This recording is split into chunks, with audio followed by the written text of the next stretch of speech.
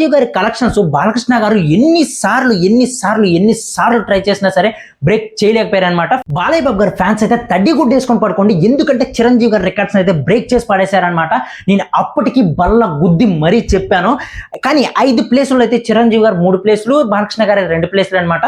Hi, కొత్తగా మన channel ఎవరైనా విజిట్ చేసిన వాళ్ళు ఉంటే మన ఛానల్ అయితే సబ్స్క్రైబ్ చేసుకోండి. మీరు సబ్స్క్రైబ్ చేసుకునే ఆ బూస్ట్ వల్ల ఏంటంటే మాలాంటి వాళ్ళకి అనేటమాట ఎనర్జీ వస్తుంది అనమాట. ఇంకా మోర్ వీడియోస్ అనేది చేస్తామన్నమాట.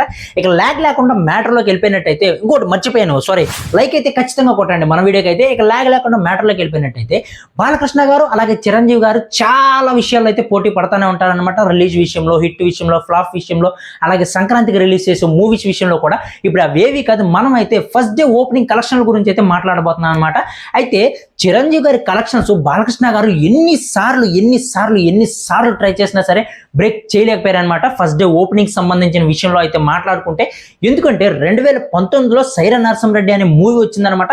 ఆ మూవీకి అయితే దాదాపుగా 38.75 కోట్ల వరకు అయితే ఫస్ట్ డే ఓపెనింగ్స్ అయితే వచ్చినాయి అనమాట. అయితే దాని తర్వాత 2021లో అయితే అఖండ మూవీ వచ్చింది, దాన్ని బీట్ చేయాలని చెప్పి ట్రై చేసింది అనమాట. కానీ అఖండ మాత్రం ఏ మాత్రం కూడా దాని దరిదాపుల్లో కూడా వెళ్ళలేదనమాట, బీట్ చేయలేకపోయింది. దాని తర్వాత 2022లో అనుకుంటా ఆచార్య మూవీ వచ్చింది. ఆచార్య మూవీ కూడా సైరా నరసింహారెడ్డికి సెకండ్ ప్లేస్ లో అయితే ఉందన్నమాట కలెక్షన్ విషయంలో. ఓపెనింగ్ విషయంలో అయితే 29.50 కోట్లతో అయితే సెకండ్ ప్లేస్ లో అయితే ఉందన్నమాట.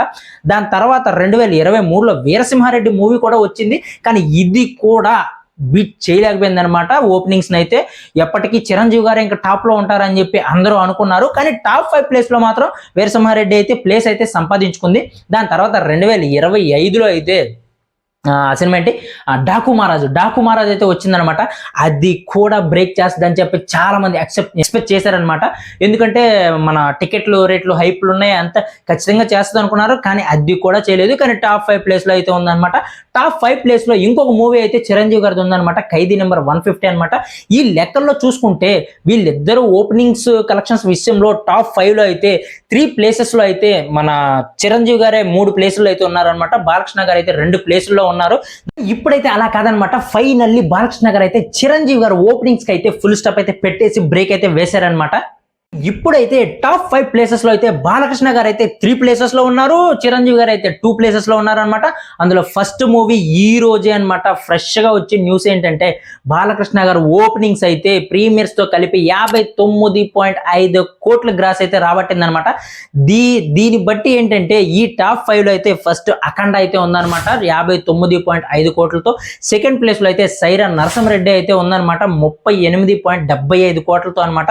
థర్డ్ ప్లేస్ లో వచ్చి ఆచార్య మూవీ ఉందన్నమాట 29.50 కోట్లతో అనమాట. ఫోర్త్ ప్లేస్ లో వచ్చి డాకు మహారాజ్ ఉందన్నమాట 25.72 కోట్లతో అయితే. అలాగే ఫిఫ్త్ ప్లేస్ లో వీరసింహారెడ్డి మూవీ అయితే ఉందన్నమాట 25.35 కోట్లతో అనమాట. ఇప్పుడు సిక్స్త్ ప్లేస్ కి అయితే ఖైదీ నెంబర్ 150 అయితే వెళ్ళిపోయింది అనమాట 23.35 కోట్లతో అయితే సిక్స్త్ ప్లేస్ ని మనం అయితే తీసుకోం కాబట్టి టాప్ 5 లో అయితే ప్రజెంట్ బాలకృష్ణ గారు అయితే 3 ప్లేసెస్ అయితే ఆక్యుపై చేస్తారనమాట. చిరంజీవి గారికి అయితే 2 ప్లేసెస్ అయితే మిగిలినాయి అనమాట. కానీ చిరంజీవి గారికి ఇంకొక ఆప్షన్ అయితే ఉంది, అది ఏంటంటే సంక్రాంతికి అయితే అనిల్ రావిపూడి గారితో అయితే మనశంకర వరప్రసాద్ అనే మూవీ అయితే రిలీజ్ అవుతుంది అనమాట. మరి ఈ మూవీతో అఖండ 2 ఓపెనింగ్స్ బ్రేక్ చేసి 60 CR వరకు వెళ్తే మాత్రం మళ్ళీ చిరంజీవి గారు అయితే 3 ప్లేసెస్, బాలకృష్ణ గారు అయితే 2 ప్లేసెస్ అయితే అయిపోతారనమాట. మరి చూడాలి ఎలా ఉండబోతుందా అని చెప్పి. నేను అప్పటికి నా ప్రొడక్షన్ లో చెప్తానే ఉన్నాను, ఖచ్చితంగా ఈ మూవీకి పాజిటివ్ టాక్ వచ్చినట్టయితే 30 కోట్ల నుంచి 50 కోట్ల వరకు కూడా ఓపెనింగ్ గ్రాస్ అయితే ఖచ్చితంగా రాబడుతుందని చెప్పి నేను చెప్తానే ఉన్నాను. కానీ నా ప్రొడక్షన్ కి మించి 9.5 కోట్లు ఎక్స్ట్రానే కలెక్ట్ చేసింది అనమాట. ఇది అనమాట అసలు మ్యాటర్. మరి ఇలాంటి more updates, more reviews, more productions మీకు కావాలంటే మన ఛానల్ అయితే సబ్స్క్రైబ్ చేయాలి కదా. నార్మల్ ఆడియన్స్ అయితే ఖచ్చితంగా సబ్స్క్రైబ్ చేసుకోండి. బాలకృష్ణ ఫ్యాన్స్ కి అయితే నేను అయితే అడగాల్సిన అవసరం లేదు, ఎందుకంటే మీరు ఖచ్చితంగా సబ్స్క్రైబ్ చేసి లైక్ అయితే చేస్తారనమాట. చిరంజీవి గారి ఫ్యాన్స్ కొంచెం కోపంగా ఉండొచ్చు, కానీ నేనైతే ఏం చేయలేను, ట్రూత్ అయితే మాట్లాడాలి కదా, అదే మాట్లాడాను. నెక్స్ట్ సేమ్ చిరంజీవి గారి మూవీకి కూడా ఇలాగే బీట్ చేస్తే నేను ఇలాగే మాట్లాడతాను. నేనేమి ఎవరిని ఎక్కువ తక్కువ చేసి అయితే మాట్లాడినా అనమాట. దయచేసి మన ఛానల్ అయితే అందరూ సబ్స్క్రైబ్ అయితే చేసుకోండి. అలాగే వీడియోకి అయితే ఒక లైక్ అయితే చేయండి, ఎందుకంటే మీరు లైక్ చేయడం వల్ల ఇంకో 10 మందికి అయితే ఈ వీడియో అయితే రికమెండ్ అవుతుంది అనమాట. ఓకేనా, నెక్స్ట్ ఇంకో వీడియో అయితే మళ్ళీ కలుద్దాం. Thank you for watching, bye bye.